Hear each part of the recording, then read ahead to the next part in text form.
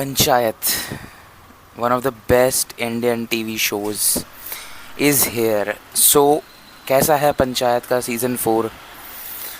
बात करते हैं इस पे। Season 4 is good. पिछले सीजन्स की तरह ही अच्छा लगता है। वही सेम लेवल ऑफ कंफर्ट देखने में फ़ील होती है। अगर तुम ये सोच रहे हो कि मुझे सीज़न 4 देखना चाहिए कि नहीं, तो just go watch it. You will not be disappointed. पूरी अपनी फैमिली के साथ देखो, बहुत बढ़िया शो है, देखने में मज़ा आएगा। अब अगर शो को डिटेल में डिस्कस करें तो स्पॉयलर्स होंगे, पहले ही बता रहा हूँ। सीज़न 3 के एंड में हमने देखा था कि कैसे प्रधान जी के ऊपर किसी ने गोली चलवा दी और सचिव जी का कैट का रिज़ल्ट आने वाला था, और उनकी लास्ट में विधायक से लड़ाई हो जाती है फुलेरा के लोगों की। तो अब उसके बाद ही आगे शो कंटिन्यू करता है। Season 4 from the very first episode उसी पॉइंट से स्टार्ट होता है कि सचिव जी भूषण के पास जाते हैं, उसको सॉरी बोलते हैं कि केस वापस ले लो। तो बदले में भूषण भी उसको बोलता है कि प्रधान जी को बोलो कि गोली चलवाने वाला केस वापस ले लें। तो अब क्योंकि इलेक्शंस पास आने वाले हैं, तो प्रधान जी डिसाइड करते हैं कि हम लोग गांव में सफाई करवाएंगे। तो अभिषेक और विकास वो लोग पानी की टंकी की जगह डिसाइड करते हैं, और वहाँ पे वो लोग सफाई करवाने के लिए जा रहे होते हैं। तो वहाँ पे भूषण पहले ही आके वहाँ पे सफाई चालू करवा देता है। यहीं से उन्होंने सेटअप कर दिया है कि मतलब भूषण हमेशा आगे ही रहेगा शो में, और यहीं से धीरे धीरे हमें पता चलता है कि भूषण हर स्टेप में उनसे एक कदम आगे रहेगा। फिर उसके बाद वो लोग सोचते हैं कि हम लोग जाके स्कूल का टॉयलेट साफ़ करा देते, तो वहाँ पे भी वो आ जाता है। लेकिन एंड में वो लोग टॉयलेट साफ़ करवा देते हैं स्कूल का। यहाँ पे जिस तरह से वो मास्टर का जो मास्टर जी थे, उनका जिस तरीके से उनको वापस लाया गया है, क्योंकि जहाँ तक मुझे याद है उनको भूता पेड़ वाले एपिसोड में लाए थे और उसके बाद अब वो आए हैं। तो ये चीज़ मुझे बहुत अच्छी लगी कि शो ने अपने जितने भी छोटे मोटे कैरेक्टर्स हैं, साइड कैरेक्टर्स, उनको यूज़ किया है। सो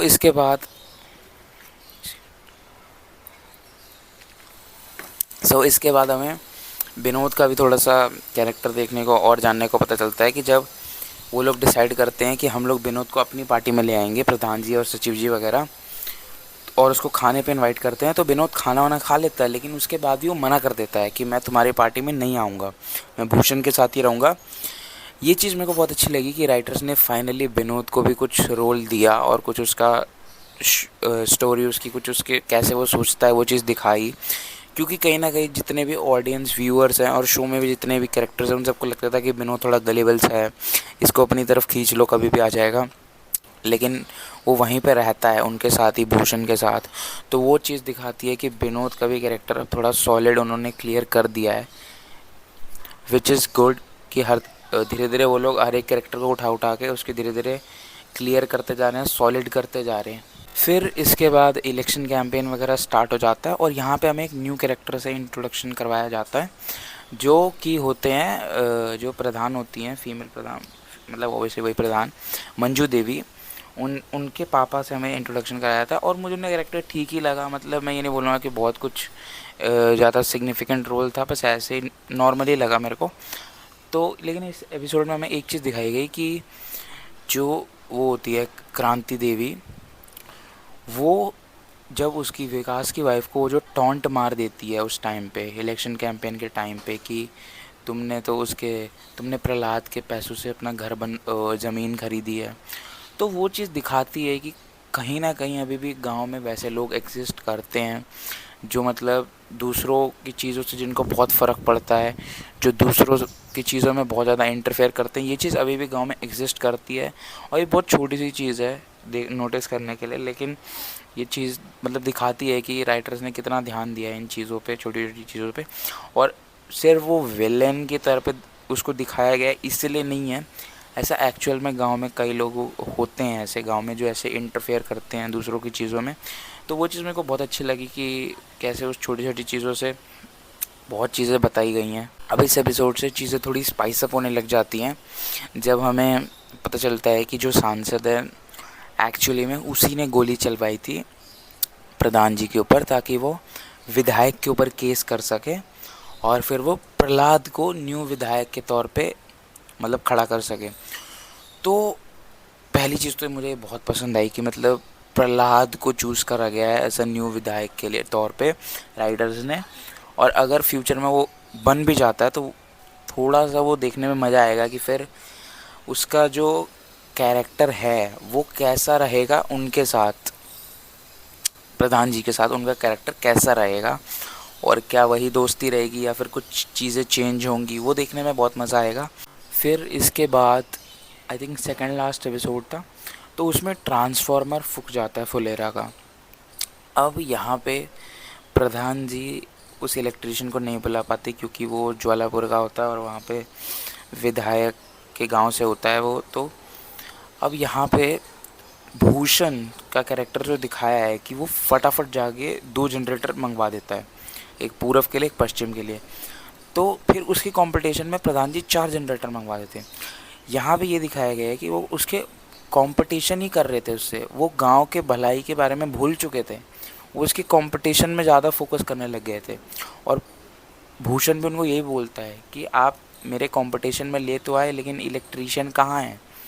तो अब इसमें एक और चीज़ है कि भूषण हमेशा शो में इस बार आगे दिखाया गया है कि वो एक स्टेप हमेशा आगे ही रहता था उनसे। अब ये चीज़ उसके भले ही, अगर वो गांव के भलाई के लिए भी है या फिर वो प्रधान जी से आगे रहने के लिए भी है, लेकिन कहीं ना कहीं वो जब एक स्टेप आगे है तो लोगों ने वो चीज़ देखी, और इसका ही रिज़ल्ट हमें क्लाइमैक्स में देखने में मिलता है। स्पॉइलर दे रहा हूँ, रेडी रहना, कि भूषण एंड में जीत जाता है। और ये चीज़ कहीं ना कहीं जस्टिफाइड है क्योंकि वो स्टार्टिंग से ही उसको एक स्टेप आगे दिखाया है शो में, तो वो चीज़ समझ आती है।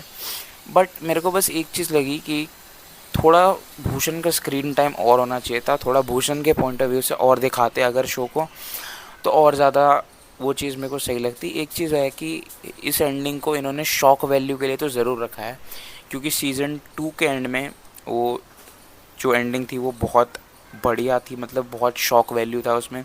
सीज़न 3 का एंड भी बहुत शॉक वैल्यू पे बेस्ड था, तो सीज़न 4 का एंड भी इन्होंने थोड़ा शॉक वैल्यू के ऊपर खेला है। और मेरे को बस यही है कि अगर थोड़ा भूषण का स्क्रीन टाइम और थोड़ा अच्छा ज़्यादा होता तो देखने में और मज़ा आता, but still it's good. So now let's compare this with season 3।